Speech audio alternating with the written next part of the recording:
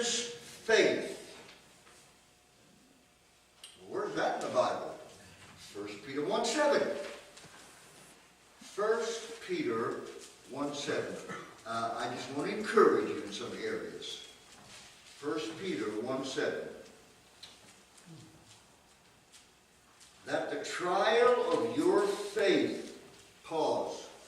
Remember, Peter, now an old man, a persecuted apostle, nearing an untimely death, is writing to, not to one particular church, but to a number of churches in a region called Little Babylon in Asia Minor. And these churches were under persecution. By the time we get to logistically in the Bible, the 1 Peter to the closing books, the churches are being persecuted pretty severely. So Paul addresses that, Timothy addresses that, Peter addresses that, Jude addresses that, John addresses that. In all of the later epistles have a lot to say about comfort to persecuted churches. So the trial of your faith, be much more precious than of gold that perisheth. That's where I'm getting my title. Gold versus faith. Your faith, being tried with fire, might be found unto the praise and honor and glory at the appearing of Jesus Christ. Gold versus faith. First of all, so let me make this disclaimer on the message at the very beginning, so I won't repeat myself on this. This is not a lesson or message against having gold. God made gold. Gold is good. Gold can do a lot of good. At one time, there was a man on this planet by the name of Solomon who had to build storehouse after storehouse after storehouse just to house all the gold that he had, and the silver, and the jewelry. Some wise men who probably had more time than all of us put together tried to figure out one time what all his gold was worth, and when they got to multiple trillions, they just quit. Makes some of our rich men today look like paupers. And by the way, his was not in paper, stocks and bonds. His was the real thing. Gold is good. So this is not a message against gold. This is not a message against being rich.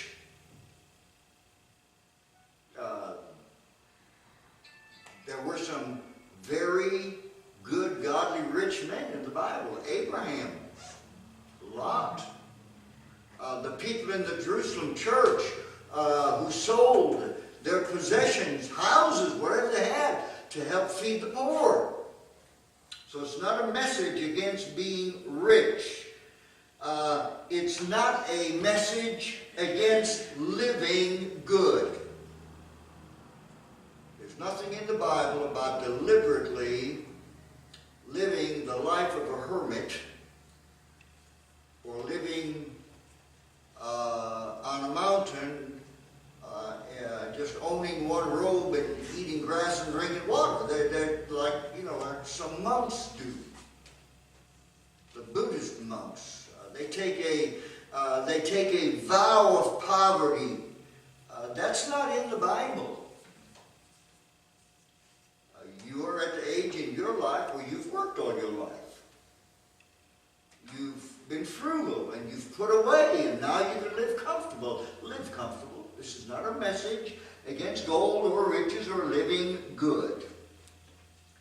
Paul said we are allowed to use this world, but then he adds, not abusing it. The word abusing has the countertone of taking something that is good and legitimate and making something bad out of it that would hurt you. So we're allowed to use the world. Now we're just traveling through. We're going to a better land.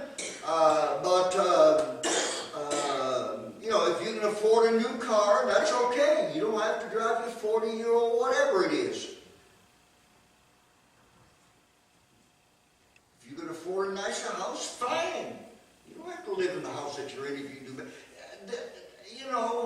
We're allowed to use the world. And if the Lord makes it possible for us to do better, do better. We're allowed to use the world, but we can't abuse it. Several reasons for this mentality in the Bible. First of all, everything on this planet is temporary. Paul said to the Colossian church in Colossians 2:22 that all of our goods are temporary. Everything you have is going to wear out, including our bodies. Definitely our vehicles, definitely our houses, definitely our appliances. And even if they didn't, if you live long enough, it's amazing. It's such a humbling thing and such a sobering thing for me to go visit someone at the nursing home. People that I knew at one time lived in houses and drove nice cars, and now their life is one room, a bed, a dresser, a lampstand, and a television. So, use it, but don't abuse it, because everything is temporary. And not only is stuff temporary, it's empty. Remember Solomon? He tried riches, he tried music, he tried women, he tried, you go down the whole gamut, world travel, power, fame, and when he got all done, he said, vanity, vanities, all is vanity. The fact that we're living in the most affluent society in human history, and yet the second leading cause in America today is suicide. What does that take? And by the way, now there are some homeless people committing suicide, but the fact is the vast majority of people committing suicide in America are the yuppie generation. So use the world, but remember it's temporary. Remember it's temporary. Well, what did the Lord say? He said in Matthew 6:19 and 20, lay not up for yourselves treasures on earth where moth and rust corrupts and thieves break through and steal, but lay up for yourselves treasures in heaven where neither moth doth corrupt and thieves do not break through and steal, for where your treasure is, there will your heart be also. Now let me explain that verse. Man, have I heard mistranslations of that. That's verse 18, 19, 20, and 21. If you isolate the first verse, it says, lay not up for yourselves treasures on earth. And people use that to say, see, we're not supposed to have money, we're not supposed to have savings accounts, we're not supposed to have bonds, we're not supposed to lay up anything.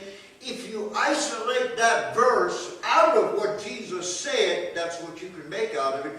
But if you keep that verse in context, you cannot make that out of it.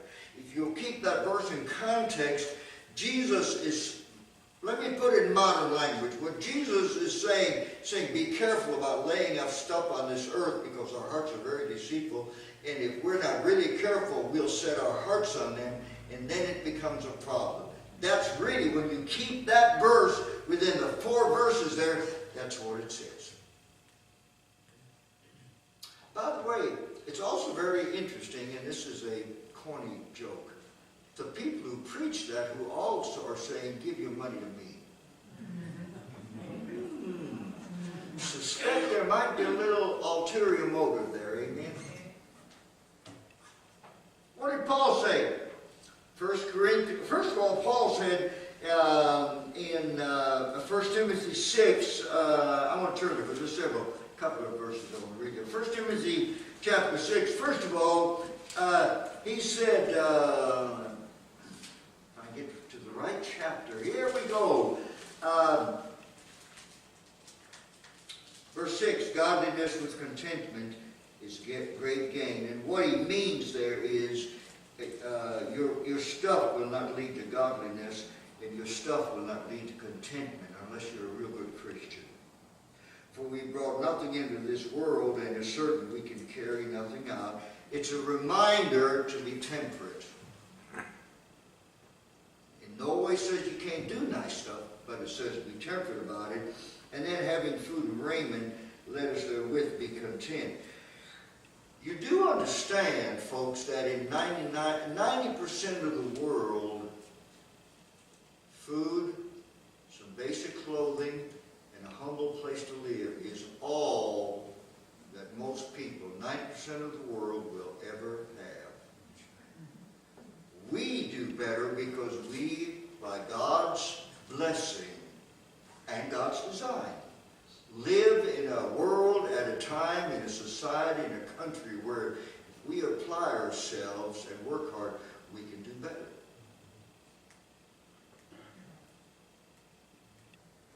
And of course he gives this warning, they that will be rich or have this, the will would be a strong, incessant, driving desire, which good Christians will want to do better, but would not have a strong, incessant, driving desire for more and more and more and more. Fall into temptation and a snare, and in many foolish and hurtful lusts which drown men in destruction and perdition. I would qualify verse 9 in the modern gambling world that has lived and consumed America. By the way, in case you don't know this, I thought some other folks didn't know this. You now can do gaming on your cell phones. You understand that's a modern word for gambling. Gaming is gambling. You know that. No, you're looking at me like you didn't know that. No, that's a new word for gambling. Anytime you spend your money for something that isn't yours and you're hoping to get it is gambling. I'm sorry, I'm old-fashioned. We don't need to buy lottery tickets. Sorry. My position is, if I don't spend $1 on a lottery ticket, that's $1 in my pocket. That makes me the winner! For the love of money is the root of all evil. You can use it, but be careful how far you go with it. Now then, as far as if you do have it, here's what the Lord said. Charge them that are rich in this world. See, he's not against, even the Bible's not against riches. It's your attitude about it. That they be not high-minded, but trust, and do not trust in uncertain riches, but trust in the living God who giveth us richly all things to enjoy, that we do good, and that we rich in good works, ready to distribute, willing to communicate. Remember 1 Corinthians 7:31, the fashion of this world passeth away. So use it, but don't abuse it.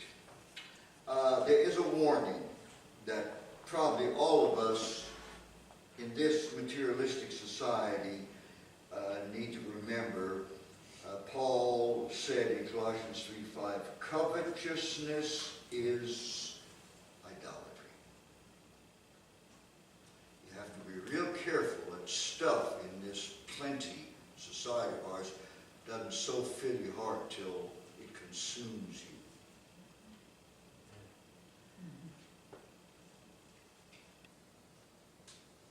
Now, gold versus faith. I just want to share this with you some things. Why does Peter say that? Number one, there is a difference in the source of gold and faith. Gold is from the earth. God-given spiritual faith is from heaven. The fruit of the Spirit is love, joy, peace, long-suffering, gentleness, goodness, faith, meekness, and temperance. A difference in the source. Next, there is a dissimilarity in their nature. Gold is material. Faith is spiritual. Without faith, it's impossible to please God. For he that cometh to God must believe that he is, and that he is a reward of them that diligently seek him. Then there is an unlikeliness in their endurance. Gold is perishable. my puny little mind, and even when I was a kid, more than once I would meditate upon Solomon and those warehouses full of pure gold. Where did it go? Whatever happened to it? What did Paul say? Riches certainly do make themselves wings and fly away. Gold is perishable. Faith leads to eternal blessings. For by grace are you saved through faith. Another thing, there is disagreement in their use. Gold, if loved, debases. People will kill over it. There is no length to which a lost person, and sometimes maybe even a Christian, but a lost people will go to for more gold.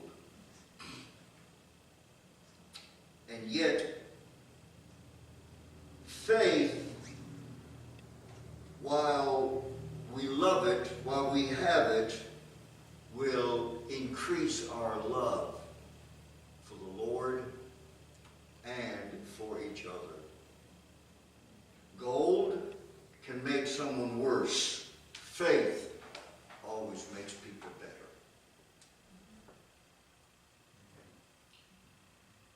For faith, the more our spiritual life increases, the better.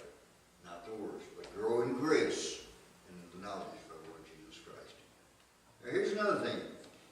There is a distinction between gold and faith in the outcome of its use.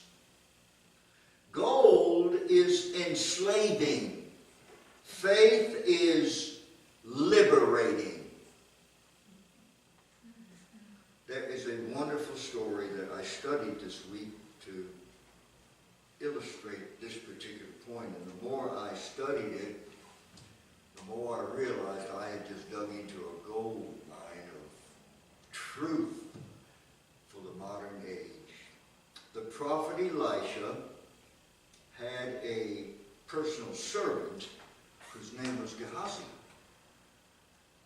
One day, a little servant teenage girl in Assyria, where she was serving in a household where one of the generals of the Assyrian army, Naaman by name, had leprosy.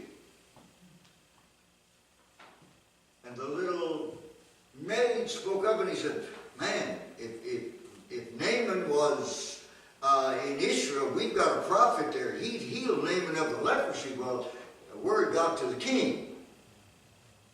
And so the king straightway sent Naaman to Israel, to Elisha, to be healed. And of course, Elisha did. That's another whole story. Naaman, because he was healed, he had brought, that's Eastern culture. He literally had brought donkey loads, laid it down with riches and gold and jewels and apparel, and he wanted to just heap that on Elisha, and Elisha said no. And Naaman, all his entourage and all his riches went on the way. Well, Gehazi's in the background watching all this, and he thinks to himself, man, what a shame.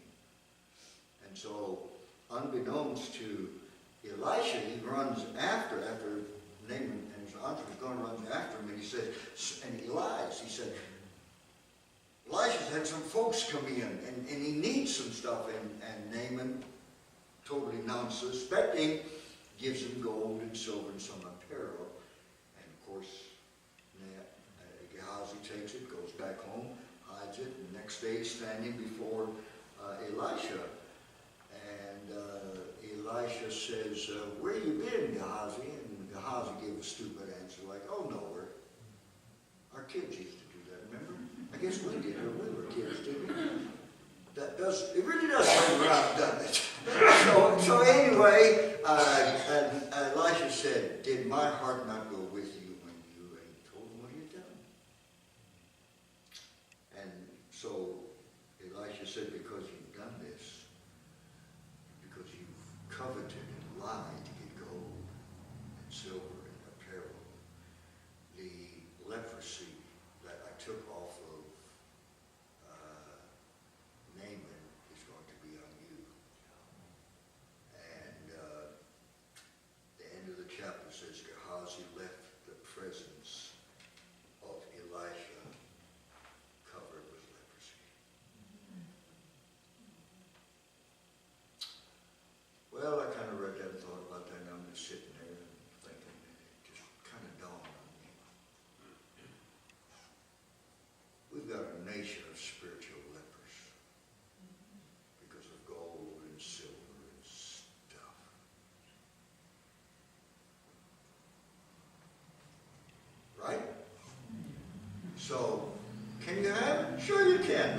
God says you can have it.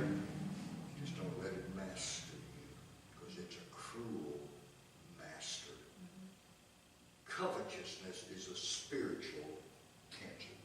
So there's a distinction between gold and faith in its use and in its outcome. Then there is a dissimilitude in their testing. Gold is tested just like faith is tested. Gets put in the fire, comes out pure, and that's the end of it. You put it up somewhere and there it is. But faith, when tested, is put to our account by God and enriches us spiritually and strengthens us spiritually and is a blessing to others. It's a blessing to the church and brings honor and glory to the Lord Jesus Christ. Gold versus faith. Just two things, closing application thoughts, and I'm not one on reading poetry, but I found a dandy that just really fits this message. Let me say about 5 things. Don't covet the wealth of the world. Be satisfied with what you have. Be content. Be content. Pardon my personal illustration. We've had more people, not in the church, but people that know us from other places, just really mocked us for our humble little home. And Pat and I, we couldn't be happier. We are as happy as 2 little pigs in a blanket. I mean, it's ours. God, through y'all, gave it to us. We're just as happy as people don't understand that. We don't need anything. She's got some rich friends. I don't have any rich friends. She's got several rich friends. They're always looking down the nose. Be content. Don't gamble for your riches. Now, I know I'm preaching to the choir here. Don't gamble for your riches. What you have, use it wisely. Oh, and by the way, I'm going to go ahead and step where angels fear to tread. You're in your latter years. Your kids are now grown, and sometimes even their kids are already grown. Don't let your kids spend you into the poorhouse in your old age. Don't do that. It isn't right. I just thought I'd throw that out there. And then if we have extra, help others. Help others. I went to get gas. Pat let you know this. I went to get gas this afternoon because I had no desire to be out there in 50-mile-an-hour wind and 20 degrees or whatever it's going to be to get gas. So I went and got some gas today. And there was a little Spanish lady at the pump next to me, and she got her little coin purse out, and she poured it all out on the hood of her car, an old piece of junk. And she was counting, and I thought to myself, that's all the money she's got. She's trying to come up with enough money to get gas. So I struck up a conversation with her. I said, where are you going? She told me where she was going. I said, that won't buy you. She's going to the first big town on the other side of Rockwood, the big town. San Angelo, going to San Angelo. I didn't say anything to her. I said, just put that back in your pocket. And I went and I paid for $20 gas for it. If we have extra, let's help people. And then I gave the clerk some money to give to her. I didn't want to do it myself. I gave the clerk some money to give her. Because I asked her, I said, when was the last time you ate? And it wasn't today.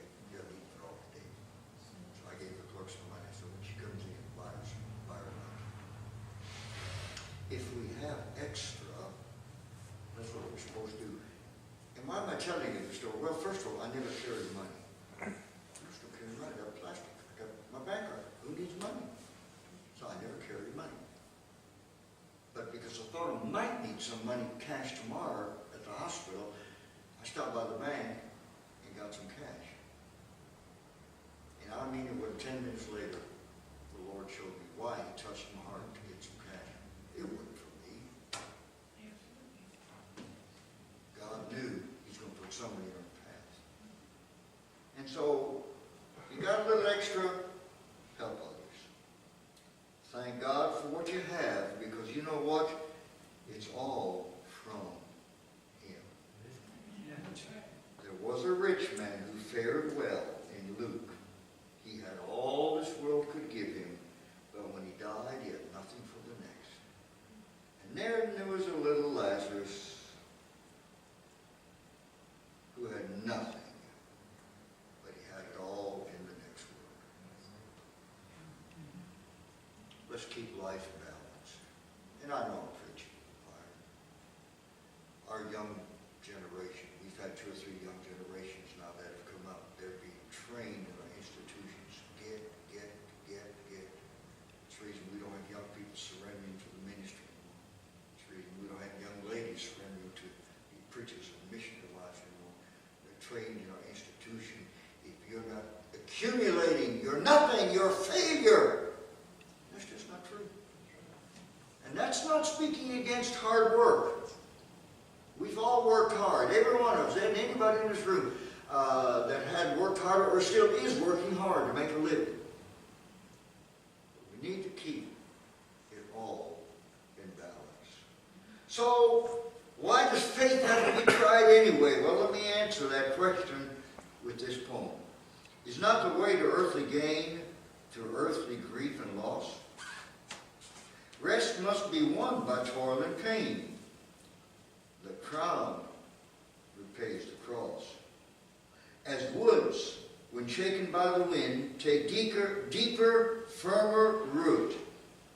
As winter's frost but makes the trees abound in summer fruit, so every heaven-sent pang and throe that Christian firmly tries, but nerves for our work below and forms us for the skies. Amen. Amen. Gold versus faith. Oh, I think clearly the conclusion is faith wins. Amen. Use the world. You have that right. But grow your faith. Amen. There was a historian by the name of Arnold Toynbee. Probably 500 years ago. He was a world historian in the medieval times. He made the statement, he said, if a nation's physical prosperity, see, I'm going to say this right. If a nation's spiritual growth does not keep up with a nation's physical prosperity, that nation is doomed. That's what he said. Arnold Toynbee, famous historian. By the way, he sure is right in you. Well, we got a lot to pray about. Amen?